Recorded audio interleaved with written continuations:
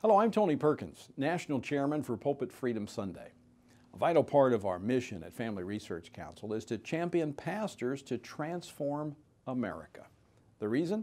Well, the root of what ails America is not an anemic economy, political polarization, or even cultural chaos. The root problem is spiritual.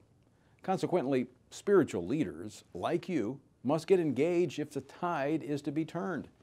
And I'm glad to report that many pastors are standing up and speaking out, but more voices of moral clarity are needed. That's why I want to challenge you to join the ranks of pastors who are involved in Pulpit Freedom Sunday. Since biblical times, spiritual leaders have boldly addressed the surrounding culture, and that includes government officials, and their public policies. Indeed, from the very beginnings of this nation, patriot pastors were on the leading edge of shaping the public debate and the choices of public servants within the transcendent truths of Scripture. Now, fortunately, under the Constitution, we still have that freedom in America. So I want to encourage you to protect that inalienable right by using it as a part of Pulpit Freedom Sunday. Now, why do we need a Pulpit Freedom Sunday? Because many pastors and churches have been bullied by the IRS into silence when it comes to preaching the whole counsel of God, as it applies to promoting righteousness and just laws and electing godly leaders. What you preach from your pulpit is between you and God. It is to Him that you'll give an account, not the IRS.